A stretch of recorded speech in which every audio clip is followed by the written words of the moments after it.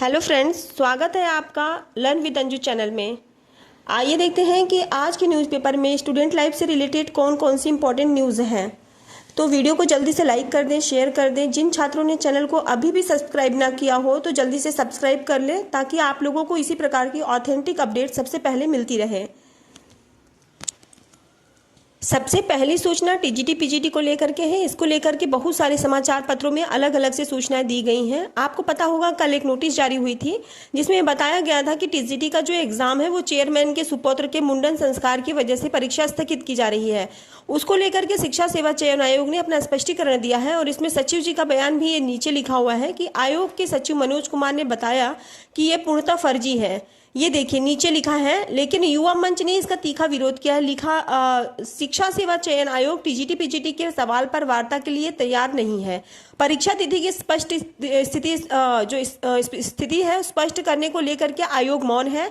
कल आयोग ने एक नई नोटिस जारी किया जिसमें बताया कि जो मुंडन संस्कार वाली नोटिस है वह फर्जी है और जिसने नोटिस जारी किया मतलब वायरल किया उसके खिलाफ कार्रवाई की जाएगी और कार्रवाई के लिए जो भी उपयुक्त है प्रयागराज के पुलिस को उसको पत्र भी लिखा है। लेकिन शिक्षा सेवा चयन आयोग ने फिर भी नई तारीखों के बारे में कुछ नहीं बताया है।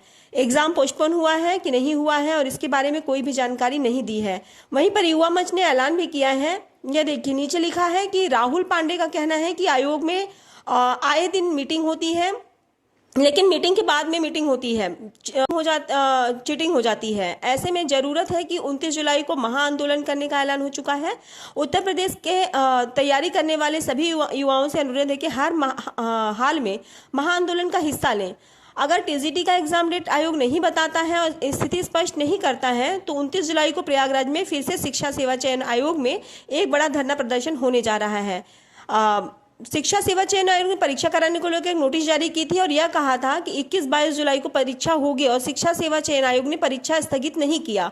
तो यहाँ पर किसी विद्यार्थी ने ही इसको स्थगित करने की नोटिस जारी कर दिया। बस उसी को लेकर के शिक्षा सेवा चयन आयोग के अफसरों का कहना है कि शरारती तत्वों की ओर से आयोग के प्रतीक चिन्ह नाम परीक्षा नियंत्रक के पद नाम का दुरुपयोग कर इसे तैयार किया गया है।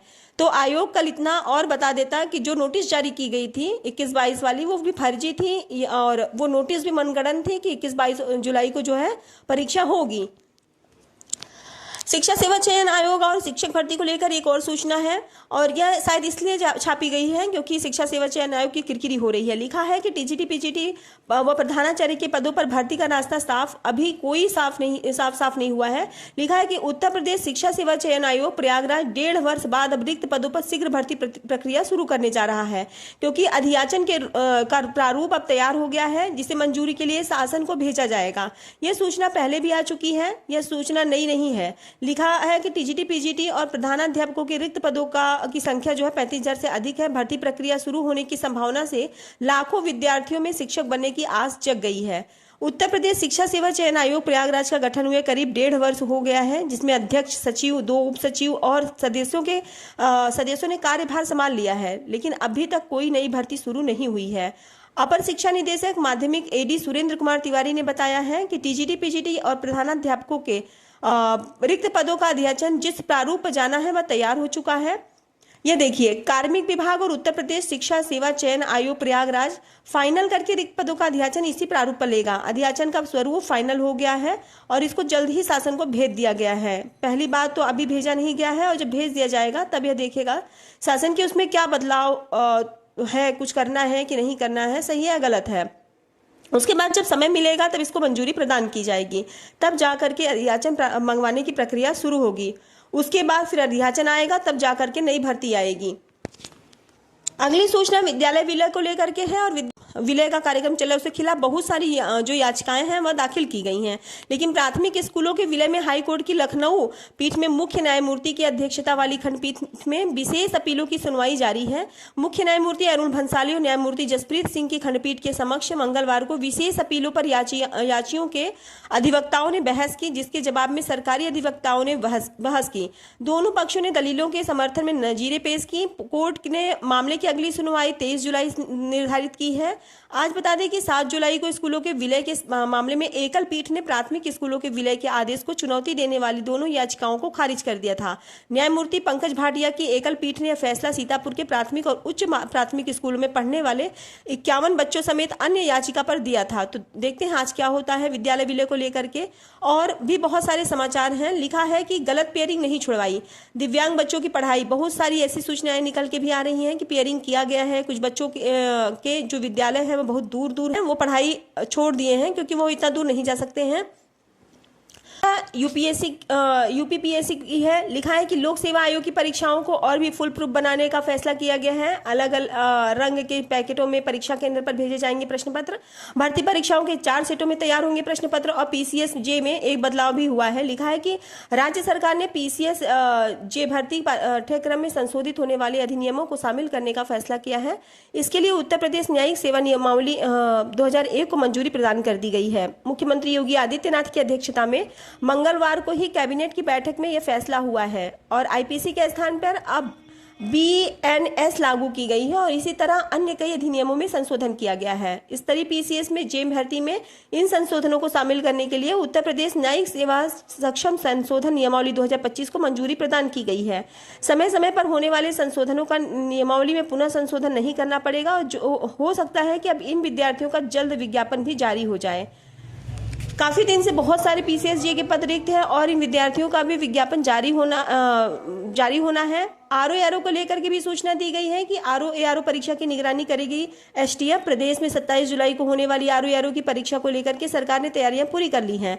इस बार पुलिस के साथ में एसटीएफ भी इस परीक्षा की निगरानी करेगी। डीएम अपने जिले में नोडल अधिकारी होंगे। पूरे प्रदेश में संवेदनशील केंद्रों की विशेष निगरानी में एसटीएफ लगाई जाएगी। साथ ही नकल माफिया के जेल गए पुराने अपराधियों और वर्तमान में शक के दायरे में आने वाले गिरोह रडार पर ले लिए गए हैं। एसटीएफ ने उन पर नजर रखना शुरू कर दिया है जो पर्चा आउट कराने सॉल्वर उपलब्ध कराने के आरोप में पकड़े गए, इस समय जमानत पर हैं।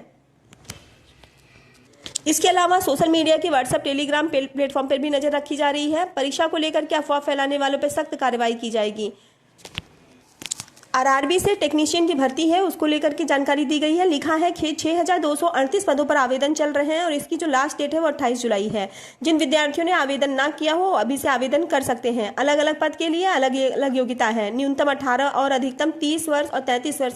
वेबसाइट है rbi.gov.in। इंडियन बैंक में भी अप्रेंटिस के लिए आवेदन मांगे गए हैं। इसकी जो लास्ट डेट है वो 7 अगस्त है। राजस्थान से एक भर्ती आई है ग्रुप डी की। लिखा है चतुर्थ श्रेणी कर्मियों के लिए 5670 पदों पर यह भर्ती होगी और इसके लिए विद्यार्थी 26 जुलाई तक आवेदन कर सकते हैं। टीजीटी प्रवक्ता को भर्ती को लेकर के एक और सूचना है। लिखा है उत्तर प्रदेश माध्यमिक शिक्षक संघ के महानगर उपाध्यक्ष राजेश त्यागी खंडरावली ने कहा है कि उत्तर प्रदेश शिक्षा सेवा चयन आयोग प्रयागराज ने टीजीटी भर्ती परीक्षा के लिए 21 और 22 जुलाई की तिथि घोषित की थी। आयोग ने परीक्षा आयोजित नहीं कराई और न ही परीक्षा स्थगित करने की कोई सूचना दी। आयोग की यह हरकत भावी शिक्षकों के भविष्य के साथ खिलवाड़ है। आयोग को अविलंब टीजीटी प्रवक्ता भर्ती की परीक्षा आयोजित करनी चाहिए। तो यह है आज की मतलब सारी अपडेट जो थी। वीडियो पूरा सुनने के लिए आपका बहुत बहुत धन्यवाद।